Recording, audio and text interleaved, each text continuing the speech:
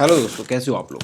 आज एक बार फिर से हमारी इस वीडियो में, इस सीरीज़ में आपका स्वागत है। ये हमारी सीरीज़ चल रही है क्लास 12 फिजिक्स इन 45 डेज। जिन बच्चों ने अभी तक हमें ज्वाइन नहीं किया वो जल्दी से ज्वाइन कर लें, अगर वो चाहते हैं इस बार वो बोर्ड में अच्छे मार्क्स लाएं। ये इस सीरीज़ की हमारी 10th वीडियो है। अभी तक हमने यूनिट 1 हमने शुरू किया है पहले, और जिसमें से हमने चैप्टर 1 पूरा कर लिया है और उसके PYQ भी देख लिए हैं। ठीक है, क्या क्या मेन क्वेश्चन आए थे। चैप्टर 2 चल रहा है। चैप्टर 2 कल हमने कंप्लीट कर लिया था और आज इसके PYQ का टर्न है। ठीक है, और आज के PYQ के साथ हमारी यूनिट 1 जो है वो पूरी हो जाएगी। था यूनिट 1 का, आज के PYQ देख के हमें पता लग जाएगा कि चैप्टर 2 से कितने PYQ और किस तरह क्या। तो जुड़े रहिए हमारे साथ और चलिए शुरू करते हैं चैप्टर 2 के PYQ। ये 2023 का क्वेश्चन पेपर है, जिसका पहला क्वेश्चन है ये हम वो वाले PYQ देख रहे हैं बस जो हमारे से रिलेटेड है, यानी कि चैप्टर 2 से रिलेटेड है अभी के लिए। तो पहला क्वेश्चन है कि 12 नेगेटिव चार्जेस हैं हमारे पास सेम मैग्नीट्यूड के, इक्वली प्लेस किए गए। ये डायग्राम भी है तेरा का फिगर 1, ये डायग्राम है। इक्वली प्लेस किया गया इनको, यानी कि इनको घड़ी की तरह मान लीजिए, क्लॉक वॉल क्लॉक की तरह। सरकमफ्रेंस R है। अब इसने क्या पूछा, relative to potential being zero at infinity, मतलब इसने बोल दिया है कि इन्फिनिटी पे आप पोटेंशियल जीरो मान लीजिए। तो find the electric potential and electric field, दोनों चीज एंड द इलेक्ट्रिक फील्ड, दोनों चीजें निकालनी है एट सेंटर। देखो भाई, वो क्वेश्चन में क्या बोल रहा है कि हमारे पास एक सर्कल है और जिसमें 12 चार्जेस रखे हुए हैं इक्वल डिस्टेंस पे। अभी डायग्राम पे मत जाइएगा, ऐसे 12 चार्जेस रखे हैं। तो 12 चार्ज रखे हैं, इसको तो घड़ी की तरह मान सकते हैं हम। उसी तरह 1 2 3 4 5 6 सारे इमेजिन कर लीजिए। यहाँ से 1 से शुरू होगा, ये 3 है मान लो, ये 6 9 12। ठीक है, हमें दो चीज़ें निकालनी है, electric potential and electric field. पहले इलेक्ट्रिक पोटेंशियल देख लेते हैं। ये एक डायग्राम है, इसके सेंटर में इलेक्ट्रिक पोटेंशियल निकालना है जिसमें टोटल चार्जेस 12 है। ठीक है, और 12 निगेटिव चार्जेस हैं। मैग्नीट्यूड किसी का बताया नहीं है, लेट से Q, सारे चार्जेस क्या हैं, Q है। तो टोटल चार्ज कितने हैं, टोटल चार्ज है हमारे पास 12 इंडिविजुअल, और 12 निगेटिव चार्ज हैं।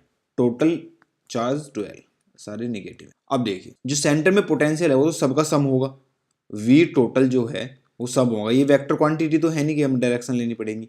V1 + V2 ऐसे सम होगा कहाँ तक, V12 तक। अब आप एक बात बताइए, जनरल टर्म लिखते हैं जो हम पोटेंशियल के लिए हमने सीखा था, वो क्या था, V = 1/4πε0। चार्ज आता था यहाँ पे Q और डिवाइड में आता था R, यानी कि distance from the point where we have to find the potential. हमें यहाँ फाइंड करना है।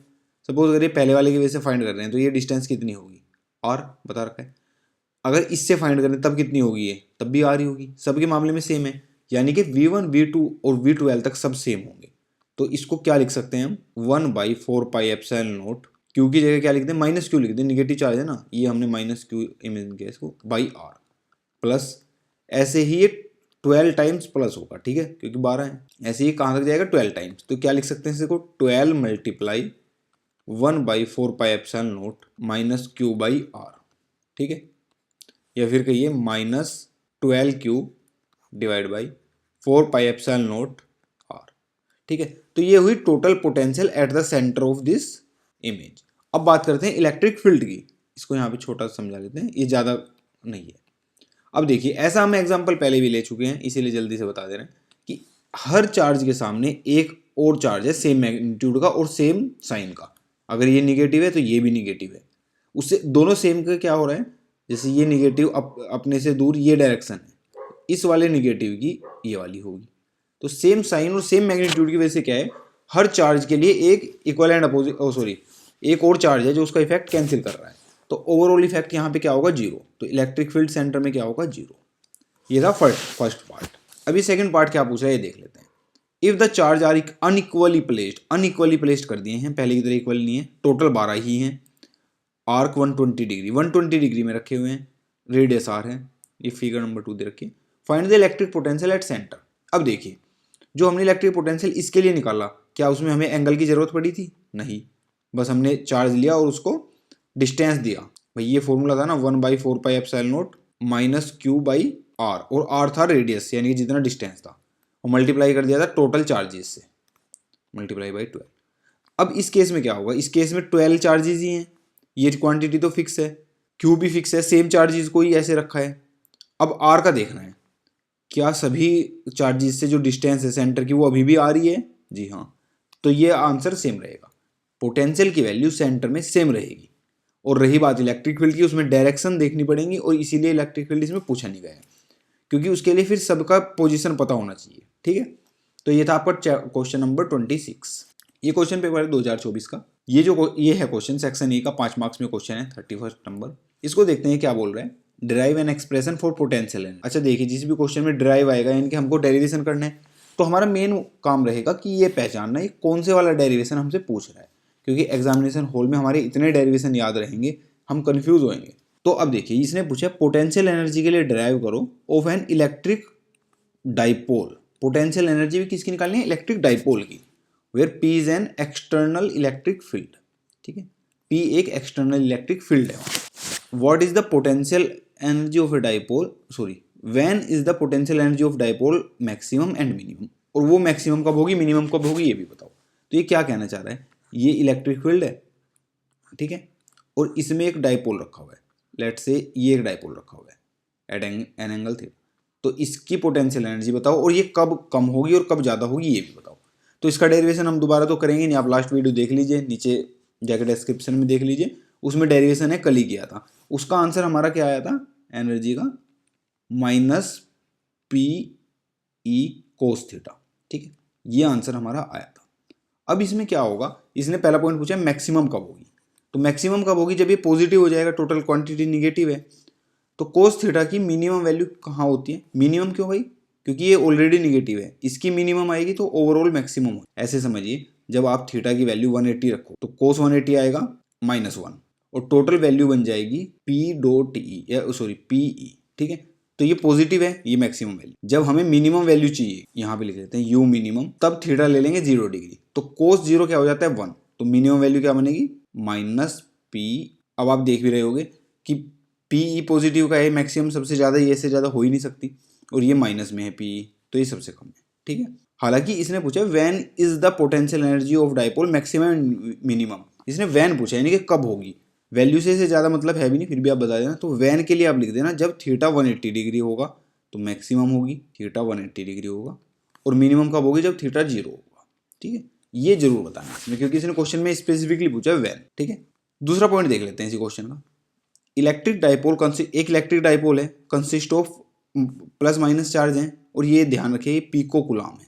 ठीक है, रखे हुए हैं 0 0 और 3 4 पे, 3 4 क्या मिलीमीटर पे। ठीक है, रेस्पेक्टिवली।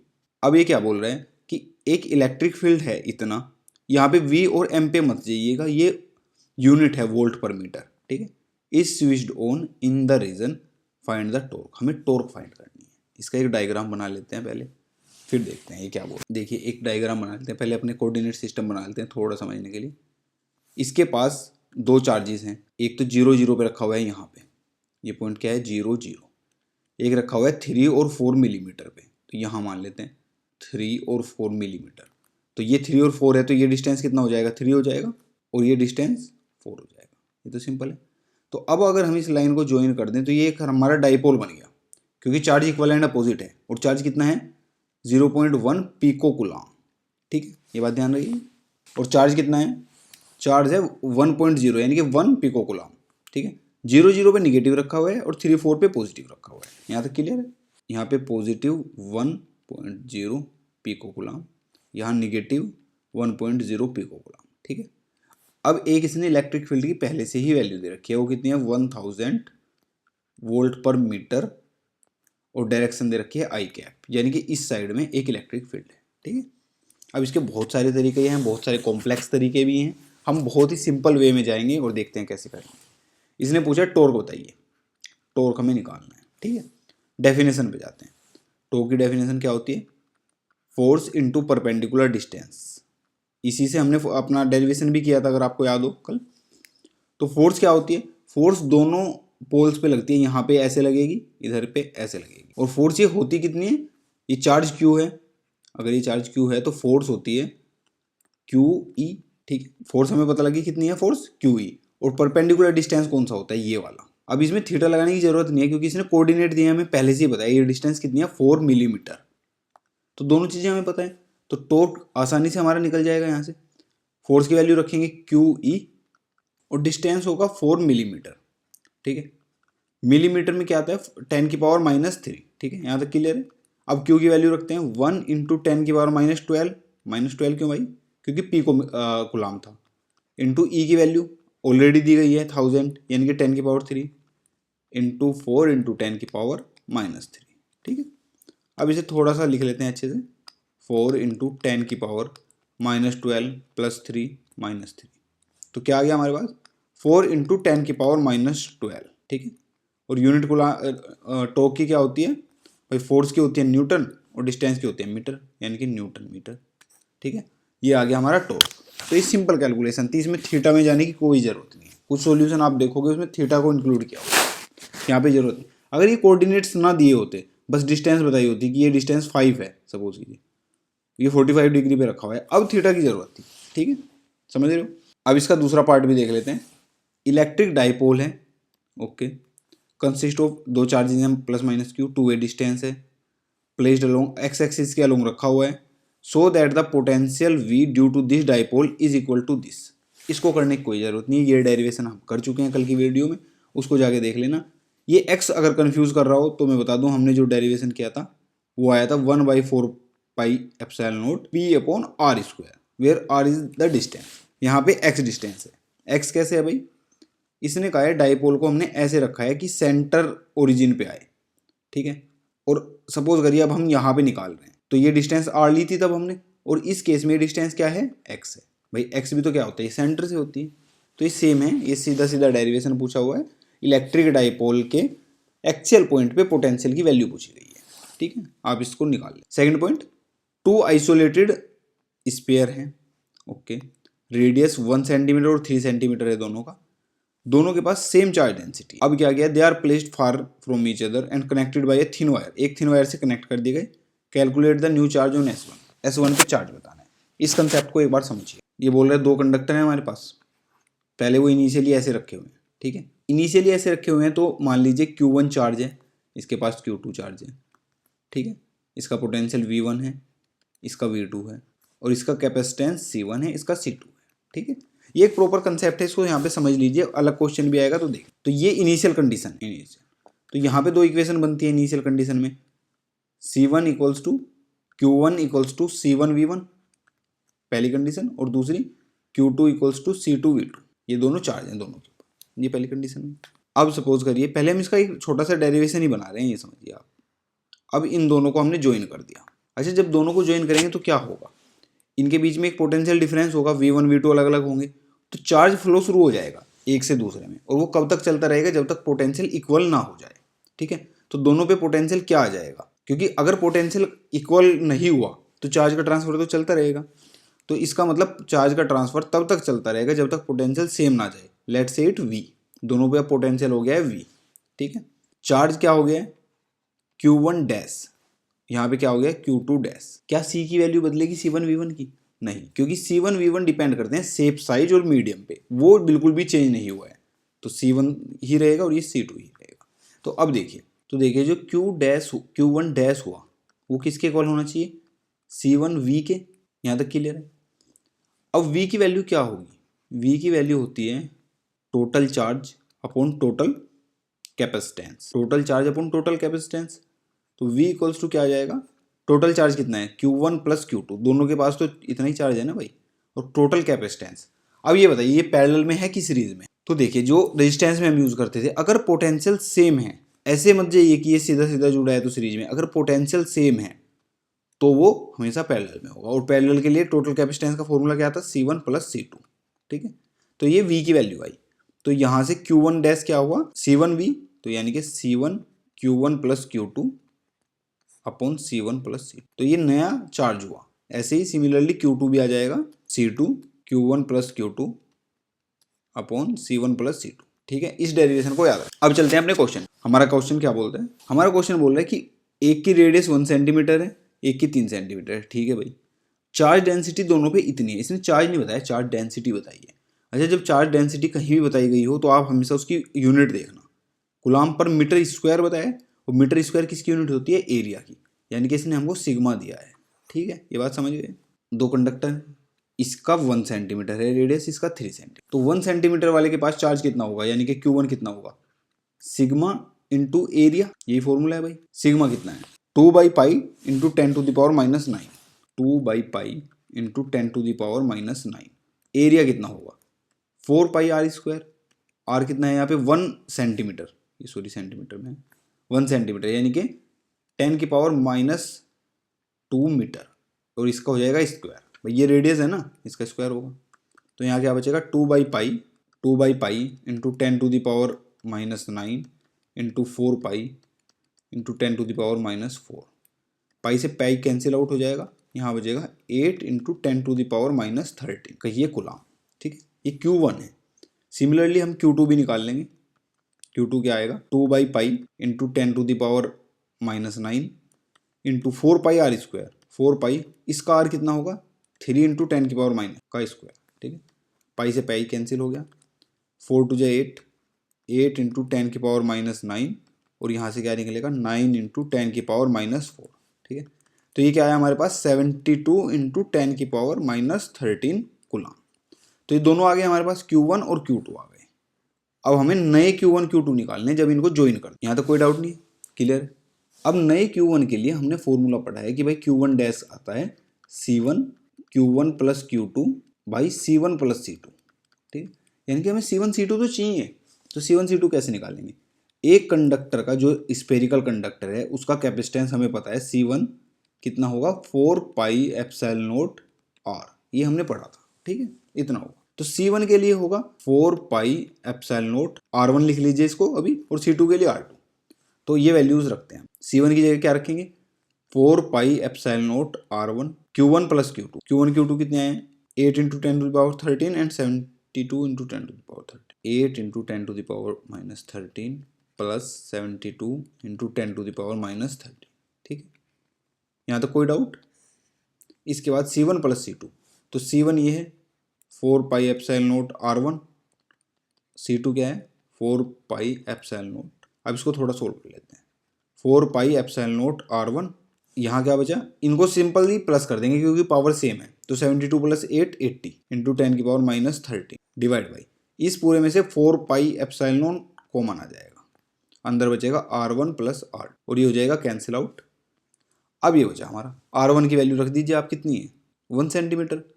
तो 1 सेंटीमीटर को क्या लिखेंगे 1 इंटू 10⁻² इंटू अंदर क्या है हमारे पास 80 इंटू 10⁻13 और डिवाइड में R1 है 1 सेंटीमीटर, R2 है 3 सेंटीमीटर, टोटल हुआ 4 सेंटीमीटर, यानी कि 4 इंटू 10⁻²। ठीक है, इससे ये कैंसिल आउट हो गई 4 से। तो हमारा चार्ज क्या आया Q1 डैश क्या आया 20 इंटू 10⁻13 कूलाम। ठीक है, क्लियर। अगर वो Q2 भी पूछता तो वो सिंपली क्या हो जाता, देखो भाई इसी फॉर्मूले में, इस फॉर्मूले में कहाँ चेंज आता Q2 के लिए, C1 की जगह C2 आता, C1 की जगह C2 यानी कि R1 की जगह R2, और R1 1 है और R2 3 है यानी कि 3 टाइम्स, तो वो हो जाता 60 इंटू 10⁻⁻30। तो ये क्वेश्चन हमारा हो गया। अब चलते हैं 2025 के क्वेश्चन पे। तो ये 2025 में क्वेश्चन आया था, इसको एक बार देख लेते हैं। इसमें क्या बोल रहे हैं कि 2 पॉइंट चार्जेस हैं +5 कूलाम और -1 कूलाम, जिनको हमने रखा है -300 और 300। अब देखिए इसने कंफ्यूज करने के लिए 0 भी साथ में लिख दिया। देखा जाए तो इसने एक्स एक्सिस पे ही रखा हुआ है इनको, भाई ये एक्स एक्सिस है, -3 पे इसने रख दिया है, -3 सेंटीमीटर पे इसने रख दिया है 5 कूलाम 5 माइक्रो, और +3 पे रख दिया है इसने 1 माइक्रो। अब देखते हैं क्या, एक एक्सटर्नल फील्ड भी है साथ में, ये E = a/r² r कैप, और ए की वैल्यू यहाँ दे रखी है, यहाँ तक कोई दिक्कत नहीं।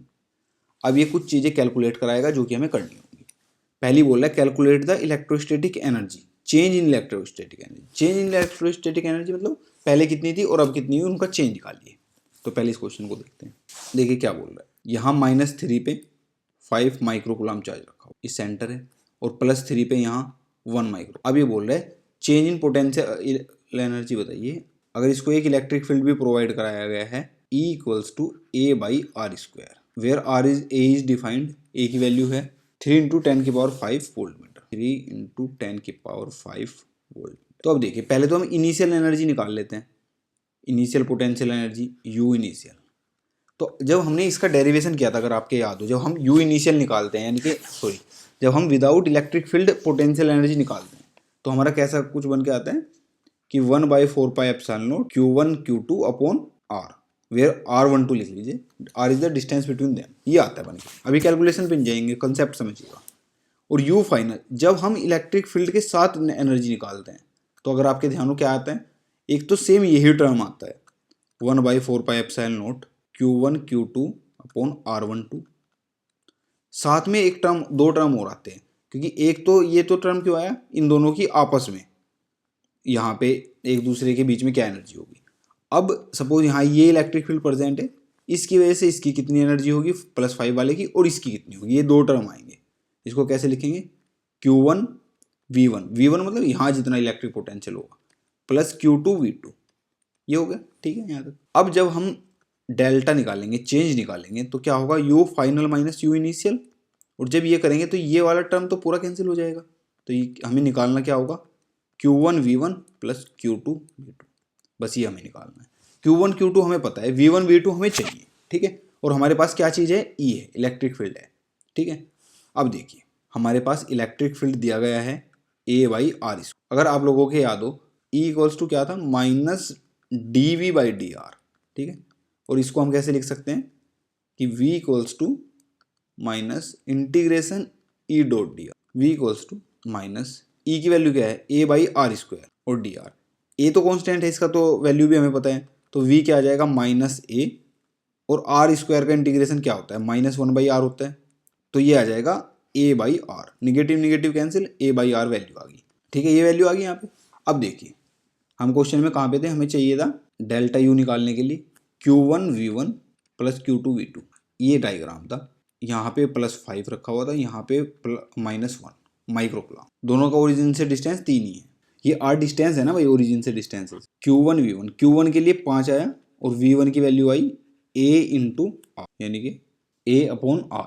ठीक है, R क्या है यहाँ पे 3 है, प्लस Q2 क्या है -1। अब इसकी वैल्यू रखते हैं, ये आई होप ये सोल्व हो जाएगा यहाँ से। Q1 की वैल्यू क्या है, 5 माइक्रो कूलम, यानी कि 5 इंटू 10⁻⁻6। V की वैल्यू क्या है, A/R, R क्या है 3, यानी कि 3 इंटू 10⁻⁻2 प्लस, अब इसकी वैल्यू Q2 V2, Q2 क्या है -1 इंटू 10⁻⁻6, और V2 क्या है A/R, R वही 3 इंटू 10⁻⁻। अब इसको सोल्व करेंगे तो क्या होगा, A की भी वैल्यू रख देते हैं, 5 इंटू 10⁻⁻6, A की वैल्यू है 3 इंटू 10⁻5 डिवाइड बाई 3 इंटू 10⁻⁻2।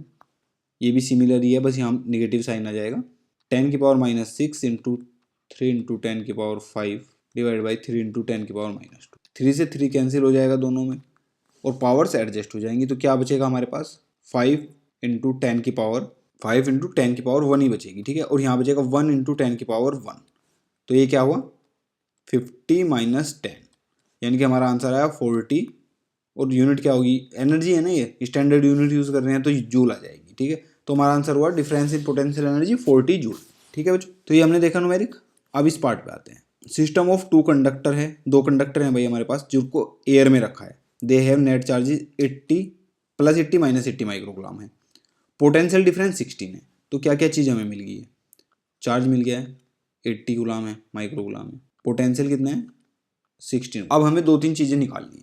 पहले तो कैपेसिटेंस निकालना है सिस्टम का, तो इसको यहीं पे देख लो। कैपेसिटेंस एक सिस्टम का क्या होता है, C इक्वल्स टू Q/V। तो वो क्या आ जाएगा, Q हमें पता है पहले से ही 80 है, और V हमें पता है कितना है 16 है। Q माइक्रो कूलम में है चार्ज, तो कैपेसिटेंस भी किस में आएगा, माइक्रो फैरेड में। ठीक है, तो 5 माइक्रो फैरेड, इसमें कुछ नहीं करना था। ठीक है, ये सिंपल है। दूसरा पॉइंट देखते हैं, ये हो गया। If air between the capacitance is replaced by dielectric with dielectric constant 3, तो पोटेंशियल डिफरेंस बताइए। अब देखिए क्या कह रहे हैं कि हमने पहले कैपेसिटेंस निकाल लिया है, कैपेसिटेंस की वैल्यू आई है 5 माइक्रो फैरेड। ठीक है, अब जो दो कैपेसिटर है उनके बीच में डाइलेक्ट्रिक भर दिया गया है, और उस डाइलेक्ट्रिक का कांस्टेंट है 3। तो अब नया पोटेंशियल बोल रहा है V डैश, बताइए कितना होगा, नया पोटेंशियल चाहिए। ठीक है, अब देखिए पहले कैपेसिटेंस इतना था। अच्छा अब ये बताइए, डाइलेक्ट्रिक से रिप्लेस किया गया है एयर को, क्या चार्ज बढ़ गया होगा, चार्ज तो सेम ही रहा होगा ना, चार्ज तो कहीं से ऐड नहीं हुआ। तो Q की वैल्यू तो सेम ही होगी, हमें चाहिए पोटेंशियल, और Q हमें पता है सेम ही रहेगा, तो क्या चीज़ चेंज होगी, C, यानी कि कैपेसिटिव वैल्यू, कैपेसिटेंस। तो हमें C डैश निकालना, तभी तो V डैश को कैसे निकाल लेंगे हम, Q/C डैश से। ठीक है, अब C डैश कैसे निकालें, तो जब डाइलेक्ट्रिक भर जाता है किसी चीज़ में, तो उसका जो कैपेसिटेंस है C डैश है, वो क्या होता है K times C in air. ठीक है, अब C इन एयर तो हमें पता है, और K भी पता है, K3 है, C in air 5 micro farad. तो अब C डैश क्या आ गया 15 माइक्रो फैरेड। यहाँ पे कोई डाउट, पोटेंशियल की वैल्यू कितनी आ जाएगी, वी डैश आ गया भाई हमारा क्यू बाई 15। नई पोटेंशियल की वैल्यू कितनी आ जाएगी, क्यू बाई सी डैश, और क्यू तो हमें पता ही है, क्यू कितना था प्लस माइनस 80 माइक्रोफैरड था। तो अब हमारा पोटेंशियल जो आया है वो आ गया है 80 डिवाइड बाई 15, ठीक है, दोनों माइक्रोफैरड में, ये माइक्रोकुलाम में, ये माइक्रोफैरड में, तो ये वोल्ट में आ जाएगा। आंसर क्या आएगा 15 5 75.1533, ठीक है, इतना वोल्ट। ये हमारा नया पोटेंशियल है जो आया। अब देखते हैं आगे, आगे का पार्ट देखते हैं इसका। ये हो गया if charge on two conductor change to 160 और -160, अगर चार्ज को डबल कर दिया दोनों कंडक्टर पे, तो will the capacitance of system change, क्या इसका सिस्टम चेंज होगा, क्या इस सिस्टम का कैपेसिटिव या फिर बोलें कैपेसिटेंस पावर चेंज होगी। Give reason for your answer. नहीं होगी। क्यों नहीं होगी भाई, ये एक सिस्टम है, ये कैपेसिटेंस है मान लो, ठीक है, इस पर आपने चार्ज बढ़ा दिया, इस चीज़ की कैपेसिटेंस वैल्यू कैसे चेंज होगी, कैपेसिटेंस तो फिक्स रहती है ना, कांस्टेंट है ना सी तो। हाँ अगर, और वो किस पे डिपेंड करती है, शेप साइज और इन्वायरमेंट पे, ठीक है। अगर शेप साइज इन्वायरमेंट से आपने सी की वैल्यू बढ़ा दी तो वो डिसाइड करेगा कि इसका क्यू यानी कि इसकी चार्ज होल्ड कैपेसिटी बढ़ सकती है कि घट सकती है, यानी कि सी बढ़ेगा तो बढ़ जाएगी, घटेगा तो घट जाएगी। बट चार्ज बढ़ाने से कैसे बढ़ जाएगी, चार्ज आप बढ़ाओगे तो पोटेंशियल बढ़ जाएगा, ठीक है। तो कैपेसिटी वैल्यू जो सिस्टम की है वो नहीं बढ़ेगी, नो। ये क्वेश्चन हो गया। अब ये क्वेश्चन, इसका पहला पार्ट हमने उसमें देख लिया था पहले चैप्टर में, ये इसका इससे रिलेटेड था। इसको देखिए, दो चार्ज हैं प्लस 6Q और प्लस 6Q। इसमें क्या है, दो चार्जेस हैं, एक -6 माइक्रोकुलाम जो बी पे रखा हुआ है यहाँ, सेमी सर्कल है, रेडियस 5 सेंटीमीटर है, और इक्वल अपोजिट चार्ज यहाँ रखा हुआ है डी पे। अब हमें बताना है कि एक पॉजिटिव प्लस क्यू चार्ज है, यहाँ पे ऐसे ही बना लेते हैं, पॉजिटिव प्लस 5 माइक्रोकुलाम चार्ज है, इसको सी से ए पे लेके गए ऐसे, और वर्क डन पूछ रहा है कितना हुआ। अब देखिए वर्क डन जब हमने निकाला था तो वो आया था चार्ज इंटू पोटेंशियल डिफरेंस को डायरेक्टली लिख देते हैं यहाँ पे, वी ए माइनस वी सी, ये आया था। तो हमें क्यों तो हमें पता ही है चार्ज की वैल्यू 5 माइक्रोकुलाम है, वी ए और वी सी निकालनी है, ठीक है। तो ये था क्वेश्चन।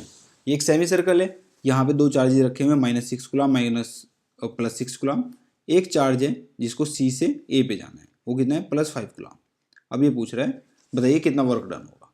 हमने निकाल लिया था वर्क डन, कैसे निकलेगा, Q into change in potential, यानी कि we A minus V C.